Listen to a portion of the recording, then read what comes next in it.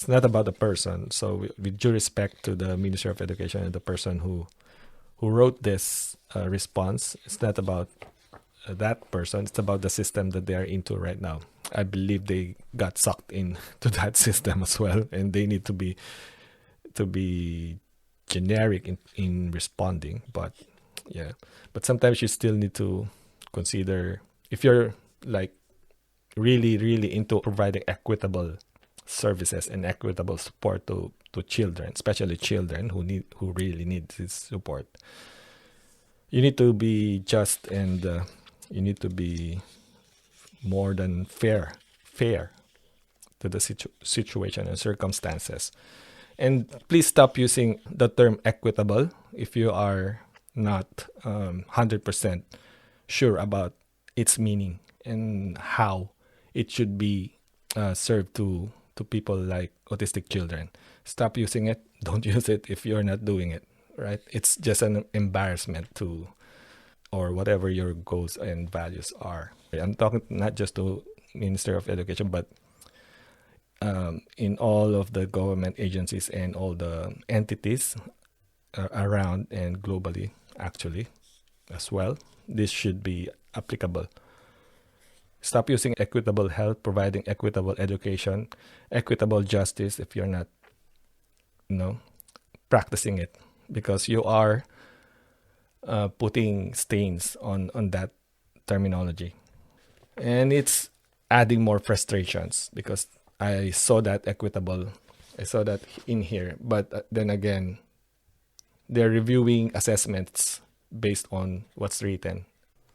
They're just reviewing the forms without even assessing the child or going to meet or see the child in an actual learning environment, in an actual school setting, without even considering the feedback, the second feedback that we have provided, that we never mentioned about pointing, and they are not listening to our statement.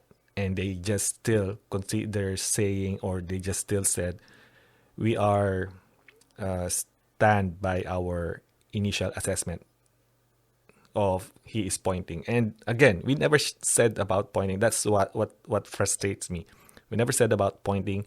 We raised that one when our learning support by merely perhaps accidentally put it there, or maybe it's a copy-pasted form that they used previously that they just edited and stuff like that. But regardless of how it was, they are not listening to our feedback. We were asked to send a feedback if we are not agreeing to that situation or to that assessment. But then again, they're not listening to what we have pointed out in that feedback. Still, they are standing, or they are still pushing back with our recommendation of re-review and further considerations. So please don't use that if you are not going to be equitable in providing your assessment, equitable in terms of listening to people who are raising concerns, and if you're not going to be equitable to children who are requiring learning support, right? Please stop using that equitable word. It's, again, as I've said, it just adds up to the frustrations of parents, like those who cannot get the support that they are actually entitled to. Approximately 1 in every 59 children are born with autism. Albert Einstein. Dr. Einstein had no speech until age 3.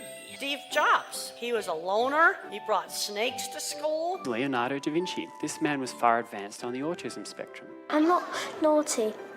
I'm autistic. And I just get too much information. You're listening to Takiwātanga, Love Not Cure, exploring autism one strength at a time. Hey everyone, Kira, and I hope all of you are doing okay at this point in time.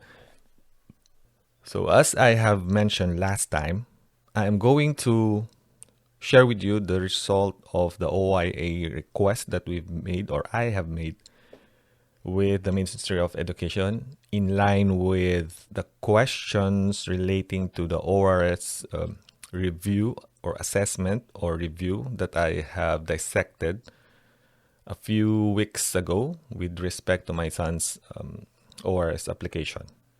So what I've done, just to step back a little bit before we deep dive, what I've done in my past episode, I think that was episode 13 and 14, I have reviewed an ORS application, which is about my son's application to the Ministry of Education so he can get additional support, learning support. And there are a lot of factors that we have identified in that application that we know that we needed to raise this one to the Ministry of Education so we can, or he can, get further learning support. And some concerns as well, like safety concerns that we need to address when he's at school. So I have reviewed that application or the result and dissected each and every line. And if you want to listen to that, I know it's a little bit out of sequence in terms of the review that I've done in there, but all of the review that I have spoken about are based on my personal journey, but I tried to make it as generic as possible.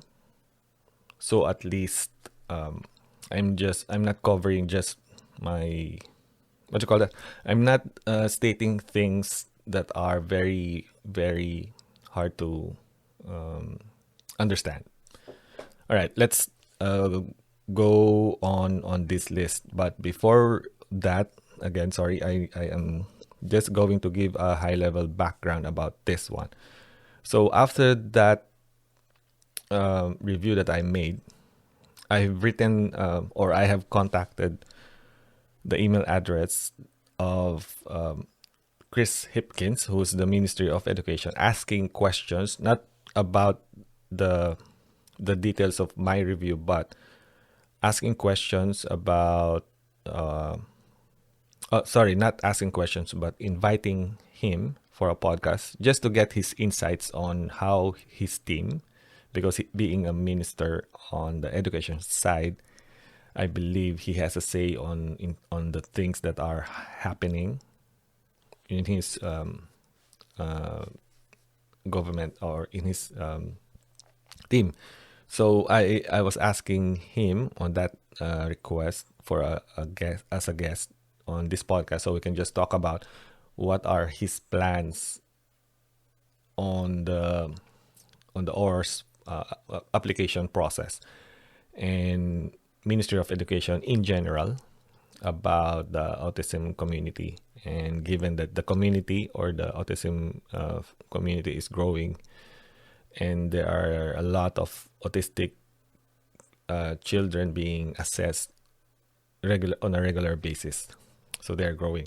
So now I never got any response from that, and given my follow-ups, so I haven't heard anything from his office. So what I did is I forwarded my request to the media team of the Ministry of Education. So initially, the person I have but I am in contact with via email said that they have asked the minister about my invitation for the podcast and said that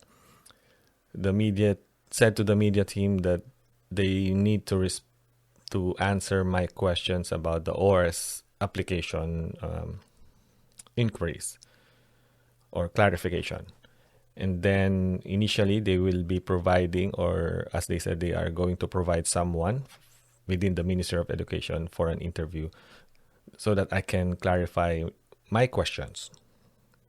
And then the person I am in contact with left the company or left the ministry.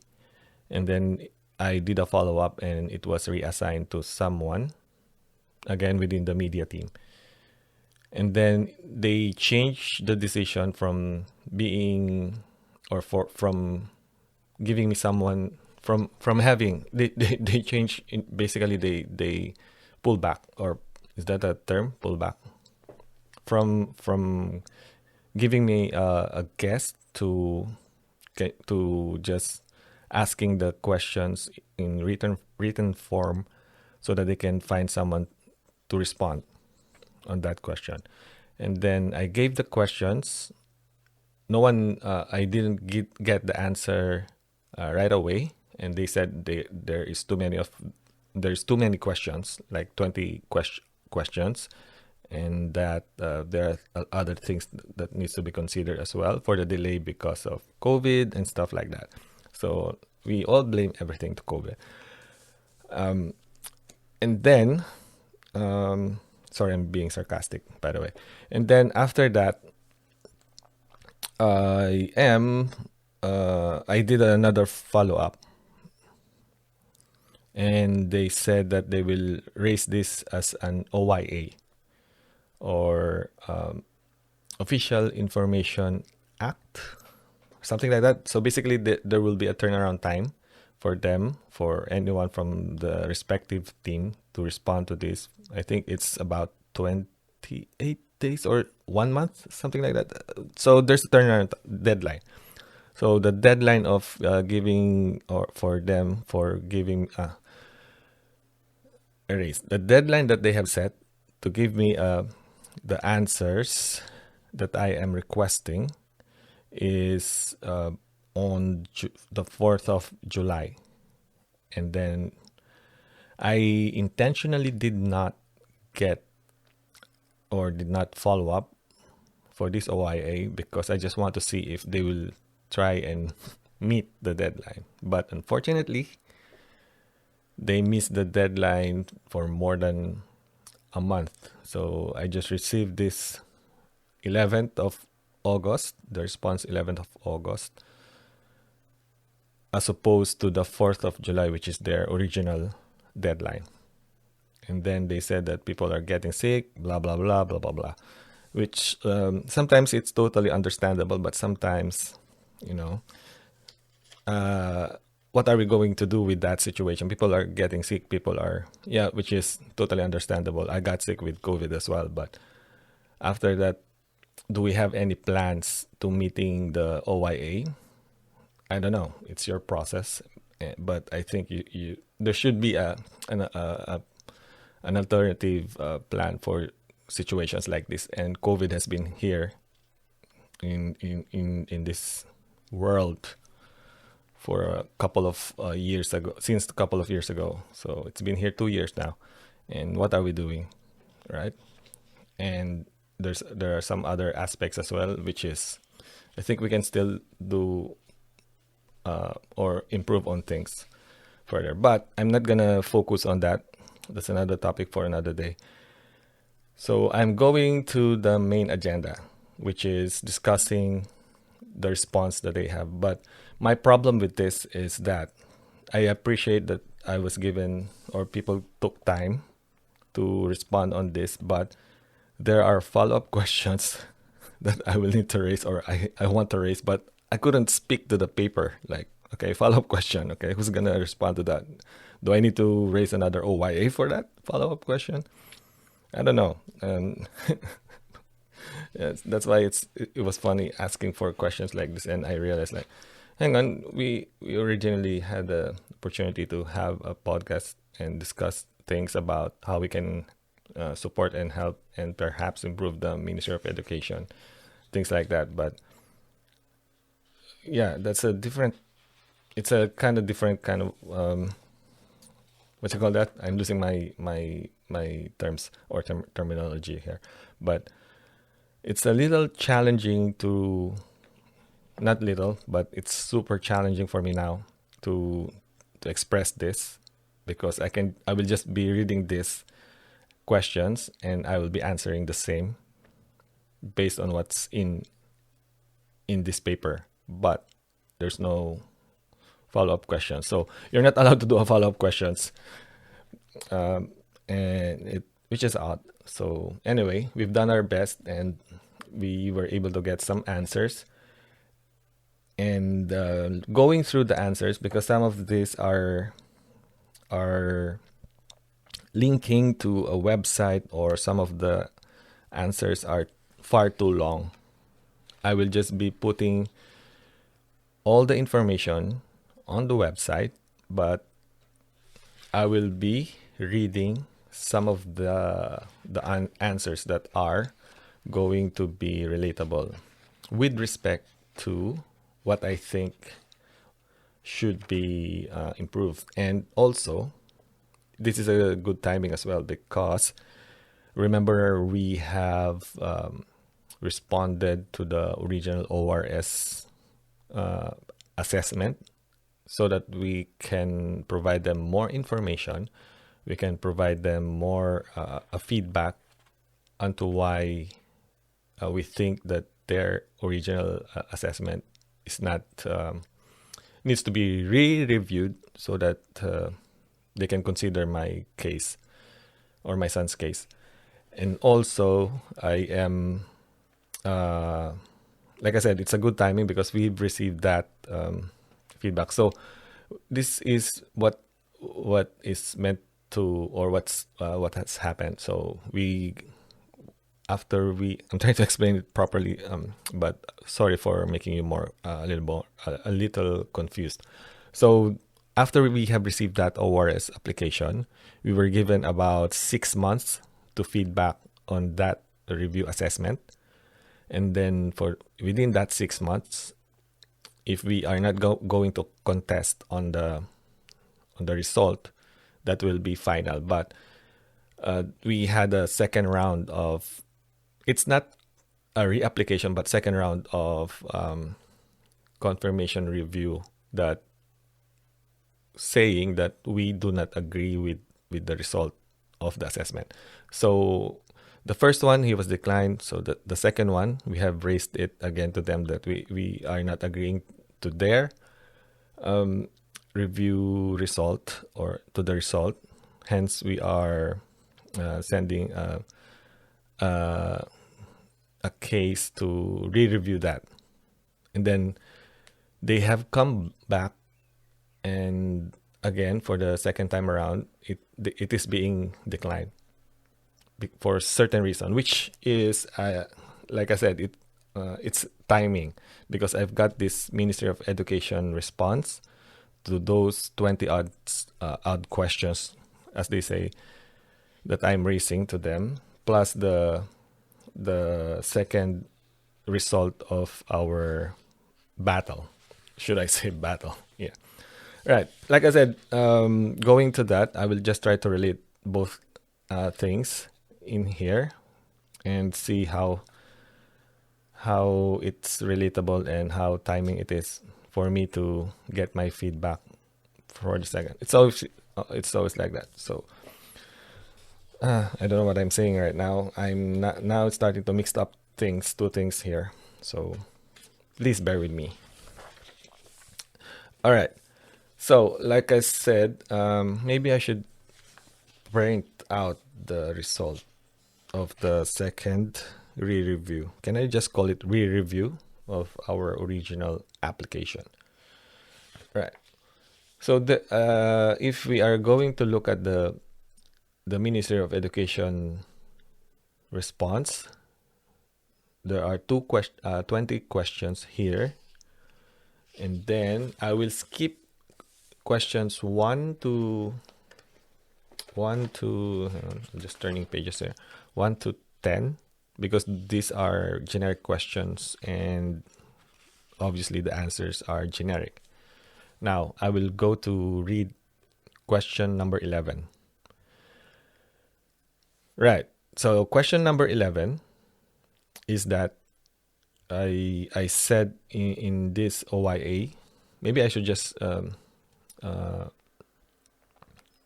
call this OIA, the 20 odd questions, and the ORS one, which is the original ORS application, part 1 and part 2 that we have raised for my child. So if we are going back here on the 20 odd questions OIA, number 11 says, or I I have asked in this question, I ask, are the reviewers equipped and have the right skills in assessing applications? So this is their response. Ministry of Education verifiers are learning support specialists who have skills, expertise, and leadership experience in the early childhood, primary, and secondary sectors of education. Each verifier has additional postgraduate qualifications in a particular area of expertise of learning support. The team includes educational psychologists, early intervention teachers, speech-language therapists, occupational therapists, physiotherapists, and specialist teachers, including those of vision and deaf. Verifiers work to very high professional standards and keep up to date with the current research in their field of expertise. To ensure their impartiality,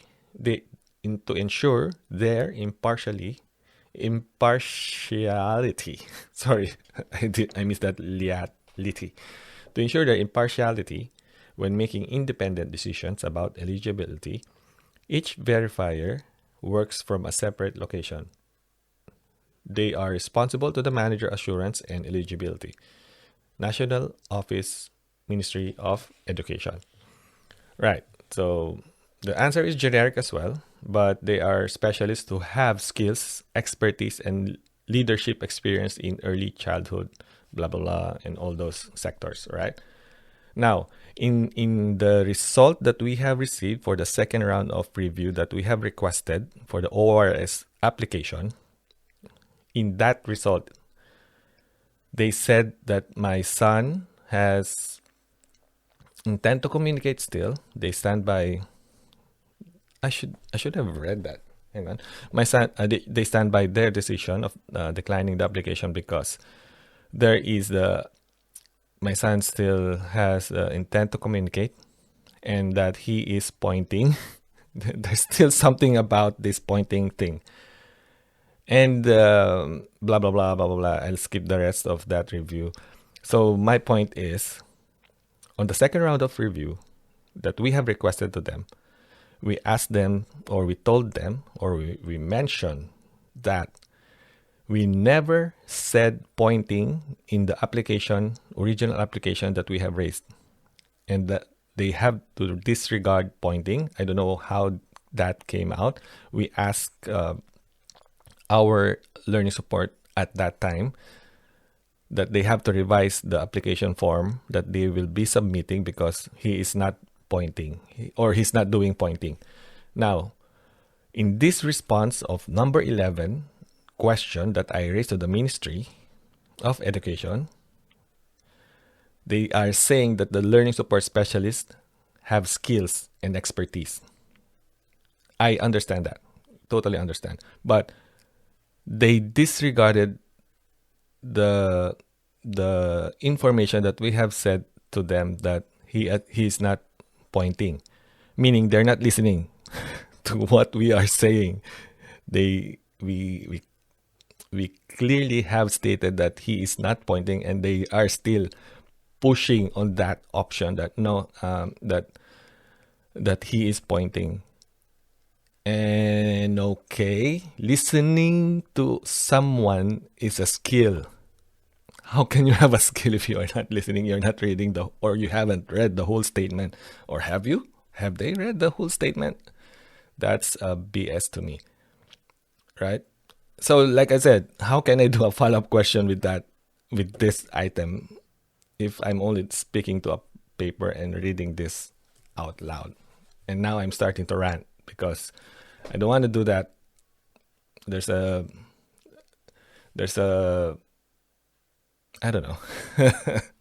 But I don't know, you decide what should we do in here. Right? I understand that they are specialists, but specialists who don't read the application form, or they missed out something, or they have mixed out anything. I don't know, you decide. It's not my call, but based on what I have, on my experience, our experience, seems like they haven't read the whole feedback. The whole the information overall that we have provided, that we kept on insisting. He's not pointing. We never said he's pointing. We asked that to be removed in the initial application when we were reviewing that, because we never said to our learning support that time that he's not pointing, right? So I don't know. Listening is a skill. How can you have the right skill if you are not listening to the people telling you what we have done? So the next step that I have here is I will be asking my wife to request for a copy of what form or application they have submitted, the actual application form that they have submitted to the Ministry of Education. I am suspecting that after we have requested our learning support specialist to remove the pointing, because he never pointed, he never did that pointing thing, that they may have submitted the wrong application form. I don't know. That's why we're requesting for the original copy of the one that they actually submitted, so we can see what information they have provided there in that application. All right, so I'll move on from item 11, which it's breaking my heart seriously in this review. So number 12. In my podcast episode 14, I dissected an ORS application result. One observation there is that the child was never seen by the assessor and still able to come up with a decision. Is this a normal practice? So here's the response. Educators and the team around the Akonga are encouraged to provide alongside descriptions of the Akonga's needs, strength-based information from home and school, across all developmental areas when writing ORS applications, as they know the Akonga best. One of assessment or observation by adults unknown to the Akonga and new to their setting does not provide robust information about progress and change across time to the Akonga, and does not describe how they participate or engage in their classroom or early childhood setting. The existing process ensures a nationally consistent and reliable decision-making process by having a team made up of a number of people with special skills, covering the disability range who have worked with Akonga, the learning support needs, their whānau, and other professionals. It ensures equity of access across the motu so that those with the greatest level of need get the support they need to access education by reducing barriers to presence, participation, progress, and well-being. I don't know what to say in this, but still, my observation stands. How can you assess someone who is requiring support when you never have seen the person or the child? How can you give a good and sound, equitable? You did mention it ensures equity of access across the motto so that those with the greatest level of need get the support they need to access education by reducing barriers to presence. But how can you give an equitable access to education, equitable access to learning support, equitable access to health, or whatever equitable access you are requiring or needing for a child or for a person, if you didn't even see the person? That's unacceptable for me. I mean, I can assess a person by reading what's written on the paper. I don't know, you tell me, but in my case, I don't believe this can be considered as an equitable assessment.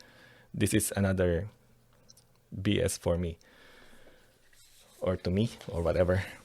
Right. So I'll skip that. That's my what you call that? That's my view on that item number 12. So I'll skip number 13. No, sorry. I'm not going to skip number 13. This is important. Right. Number 13, the same podcast episode. What can you say about the child's application being declined and the assessment was based on house setting and not school setting? Is this how all assessments are based? Right. The answer is the verifiers carefully consider all the information provided in an application. They utilize their professional knowledge, skills, and lived experience to draw the interdependent conclusions before thoroughly discussing each decision and their rationale across the team to form a consensus decision. No single piece of information within any setting is considered without the balance of overall understanding of the skills and competence of the akonga alongside their learning opportunities across environments. Right. So they are balancing it between house setting and school setting. Right. Which is totally, in my view, should be done. But again, we're asking for support in school setting, not house setting, right? We're not asking for a teacher aide at home. I still don't see the rationale for that, and I don't know. It's really, really. It's like I'm trying to think of a good metaphor for this, so it's easily digestible. But at this point in time, it's like I don't know. Anyway, I'll move on to the next. But again, we're asking for a learning support not at home, at school. Learning support at school, at home. And again, we are going to own a space at home wherein this is his comfort space and comfort zone, and he will do as he please, and mom and dad are always here to support and guide him. But at school, the teachers are looking after how many kids, right? And how can he be supported based on his needs? I don't know. So now I am going to move away from that number because now I'm starting to be emotional again. Right. Next one, number 14. In the same case, the child did not meet criterion 8 due to his intent to communicate, but the safety concerns being raised by the school and the parents were never considered. What are your thoughts on that? Note that it was never mentioned in the application that he is pointing. Oh, this is a connection to the item or to number 11. Excuse me. Note that it was never mentioned in the application that he is pointing, but was included in the outcome. He is pointing. Application. So here's the answer. Applications must demonstrate the needs of akonga will remain at a high level for the rest of their schooling and not just at the time of application. With regard to criterion 8, when the verifiers see the beginnings of intentional communication, evidence of language use, or engagement in play and learning, it may imply that there is a potential future for learning, and the presenting need at the time of the application may not be ongoing at the high level.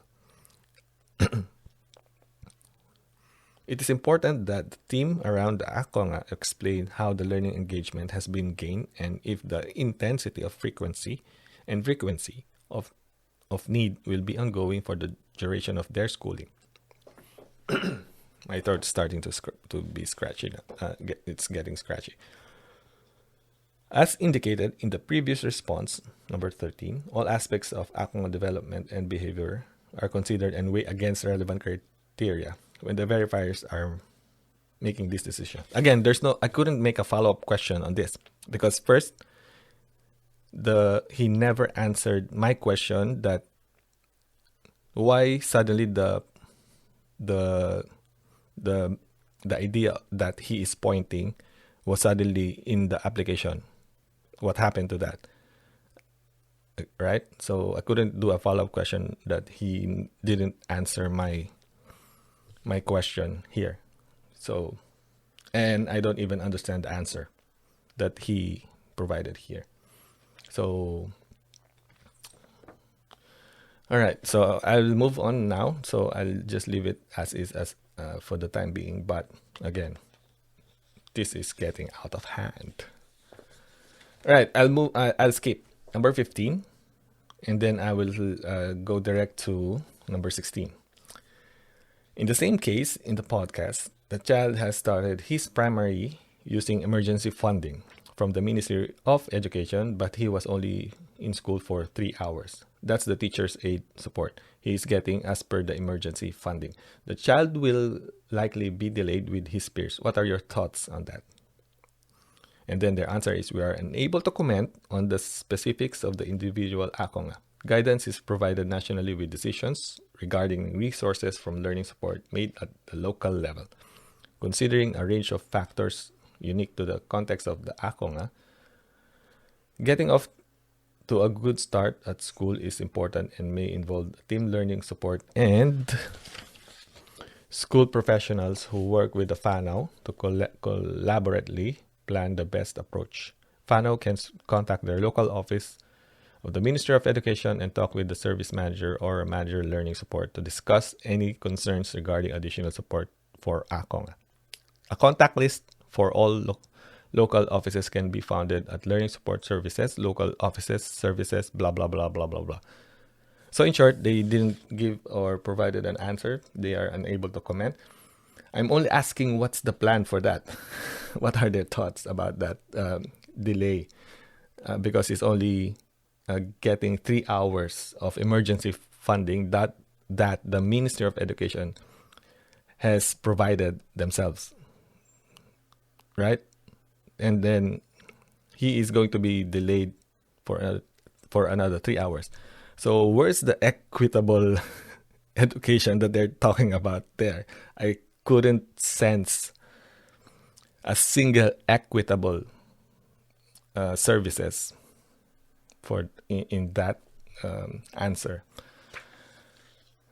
We keep on promoting, we are providing equitable education, but this is not equitable education. The child will be delayed, right? Regardless if it's my son or not, the child will be delayed delayed further with that more because he's only going 3 hours, and then after 3 hours, what's the plan? What's their plan, right? Our original learning support specialist has been taken away from our case, and now we're working with the manager who has more accountability, more children under her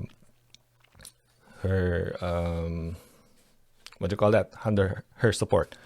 So where's the accountability for that? Where's the equity? I don't know. You tell me. All right. Again, I cannot do a follow-up question. So I'm moving on. Since I cannot do a follow-up question, I'm moving on to question number 17.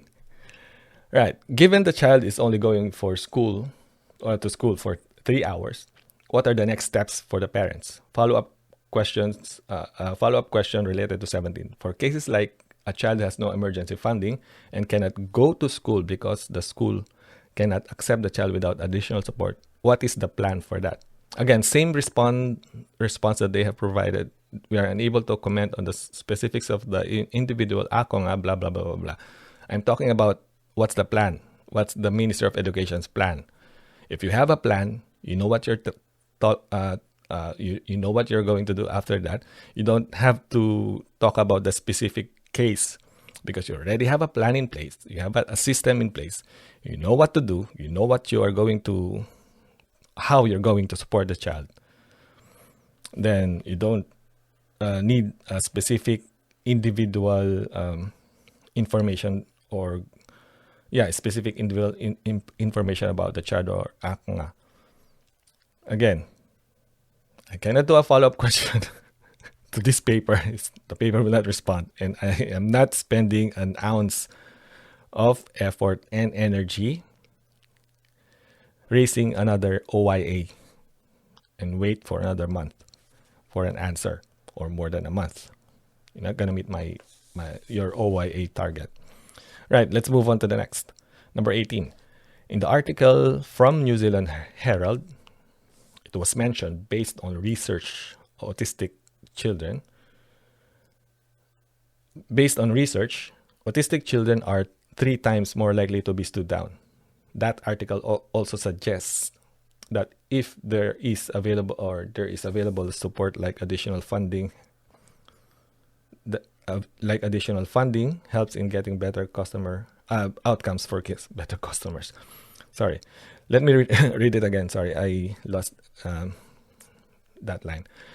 In the article from New Zealand Herald, it was mentioned, based on research, that autistic children are 3 times more likely to be stood down. That article also suggests that if there is available support like additional funding, helps in getting better outcomes for kids. That's clear, right? Given the benefits, why do you think the ORS is still being capped? Do you think it is appropriate for kids with special needs to compete for funding? What's your view about that? Here's the response. Eligibility for the ORS funding or ongoing resourcing scheme is determined by student need, not capped or determined by budget or geographic location. So, just the first...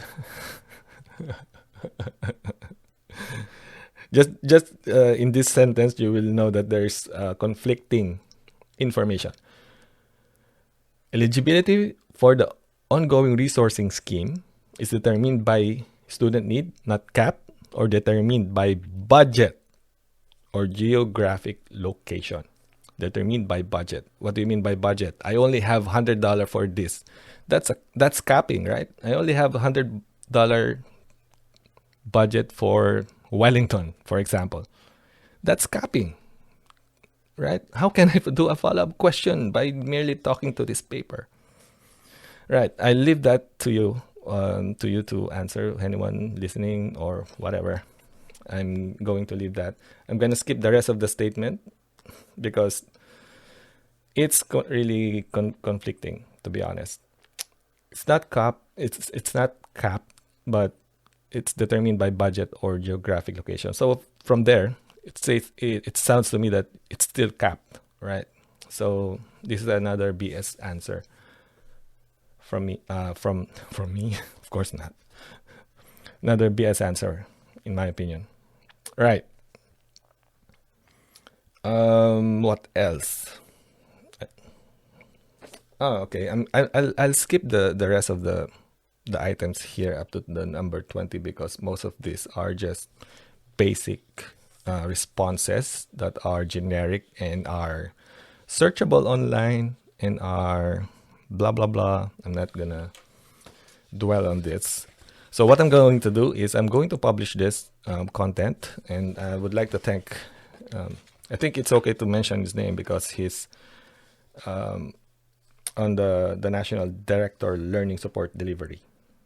And they have provided me this answer or answers, and they know that I'm going to put this on a podcast.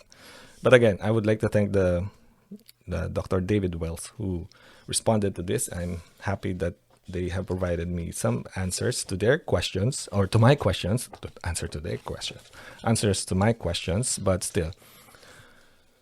It's super, I don't know, anyone listening, it's up to you to decide what's your opinion on this. But in my case, I mean, I'm glad that there are systems in place, but still, I think there are still a lot of things that we can improve. And just imagine how many kids are still suffering on this. And after yesterday, right, I think I need to link this as well.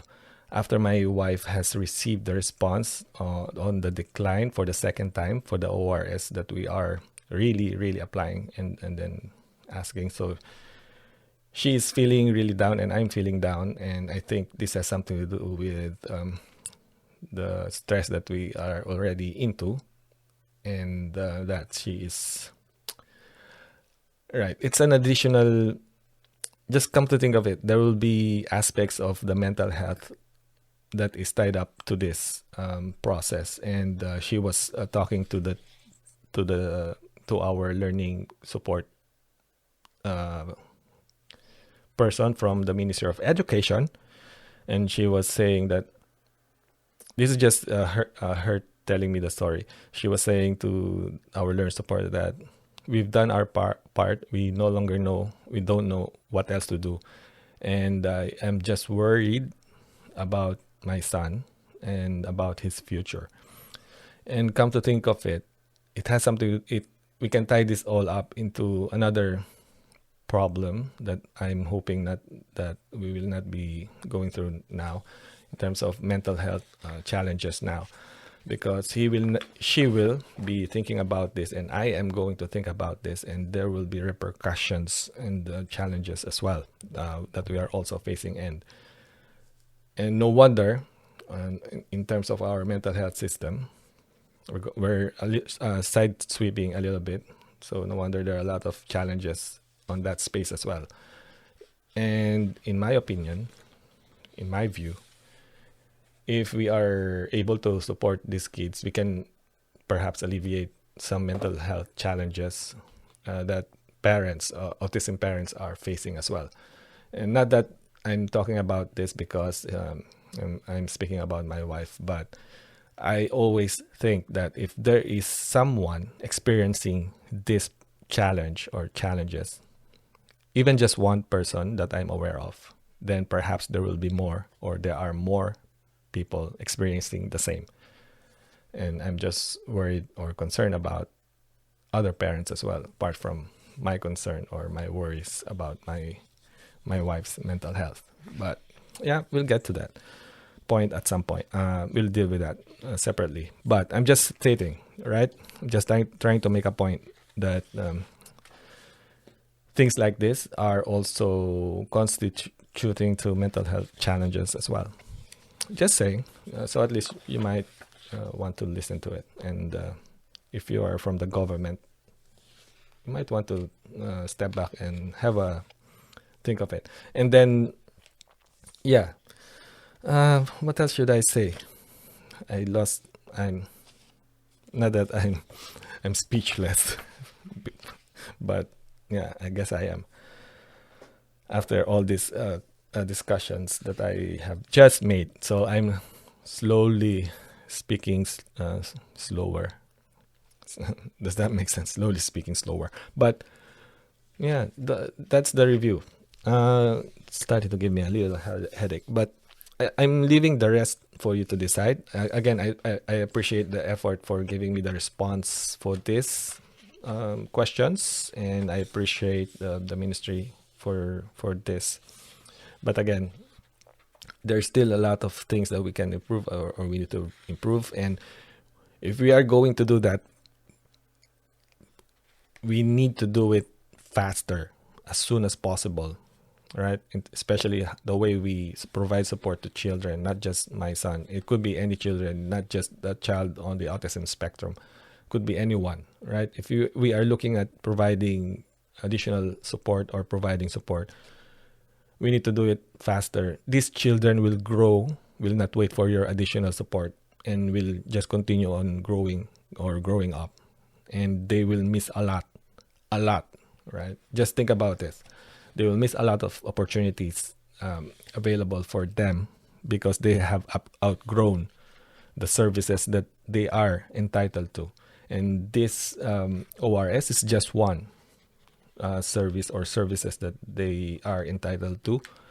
And they are growing faster, and they are missing the boat of learning opportunities and good health and good having a good environment as well. Right, I guess that's it. I am a little exhausted after reading this, but I will be posting this, and I will be we'll see what are the next steps on this. And then I told my wife before that, I actually told my wife yesterday that I understand that we are wanting to have my son or our son a good future. Excuse me. We are wanting to have our son a good future, but we are doing our best, and we should. I know we are currently worried about him right now, about his future, but as parents, we need to start focusing more on how we can support our child than just waiting for the Minister of Education to do their thing. I'm not saying that we are gonna back off on following up and fighting back in terms of the learning support that he needs at school. I'm just saying that we need to start focusing more on supporting him and teaching him than waiting for someone like the Minister of Education to provide support. But yeah, that's the only thing that I mentioned to her. But with my internal fears while talking to her about it, yesterday I was trying to look confident given that I am also fearful inside me about his future. So, but I need to act a little confident than the normal Lloyd, right? I need to be more confident, so my wife will need to believe me that we can this too shall pass, and we can still support him, and we can start focusing on his strengths and leveraging on that for his learning. So that's my advice to my wife yesterday when we were having a conversation about the second decline. And I think I said to him, not him. I said to her that I'll try to find something, or maybe I'll try to find someone who might be able to help us with learning, right? And I will start moving away from talking to politicians and stuff like that about the ORS. And yeah, we will still put contents like this and trying to discuss some aspects of changes that we need, but at the same time, I will start moving away from first contacting politicians like the ministers for an interview about a podcast about autism and the future on about autism and stuff like that, because it's a huge chunk of my time is emailing, writing an email and following up, etc., and no one is actually reading those email addresses. So I'm not saying that I'm totally going to stop that, but I'm gonna move away or back off a little bit so I can focus more on talking to parents, talking to teachers, and also I can focus my strength, my energy on leveraging on parents' success stories so I can share them rather than ranting like putting content and like this and ranting about how the process is, right? It's not about the person. So with due respect to the Minister of Education and the person who wrote this response, it's not about that person. It's about the system that they are into right now. I believe they got sucked into that system as well, and they need to be generic in responding. But yeah, but sometimes you still need to consider, if you're like really into providing equitable services and equitable support to children, especially children who really need this support, you need to be just, and you need to be more than fair to the situation and circumstances. And please stop using the term equitable if you are not 100% sure about its meaning and how it should be served to people like autistic children. Stop using it. Don't use it if you're not doing it, right? It's just an embarrassment to or whatever your goals and values are. I'm talking not just to Minister of Education, but in all of the government agencies and all the entities around and globally, actually, as well. This should be applicable. Stop using equitable health, providing equitable education, equitable justice if you're not, practicing it, because you are putting stains on that terminology. And it's adding more frustrations because I saw that in here. But then again, they're reviewing assessments based on what's written. They're just reviewing the forms without even assessing the child or going to meet or see the child in an actual learning environment, in an actual school setting, without even considering the feedback, the second feedback that we have provided, that we never mentioned about pointing, and they are not listening to our statement, and they just still consider saying, or they just still said, we are stand by our initial assessment of he is pointing. And again, we never said about pointing. That's what frustrates me. We never said about pointing. We raised that one when our learning support by merely perhaps accidentally put it there, or maybe it's a copy pasted form that they used previously that they just edited and stuff like that. But regardless of how it was, they are not listening to our feedback.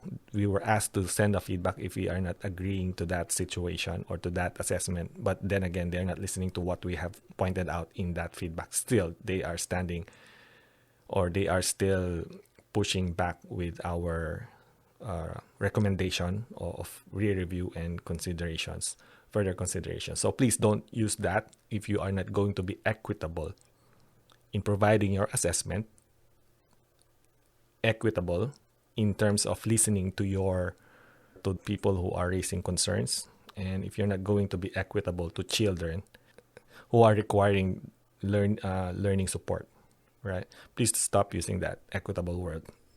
It's, again, as I've said, it just adds up to the frustrations of parents, like those who cannot get the support that they are actually entitled to. I guess that's it. That doesn't sound equitable to me. That sounds BS to me.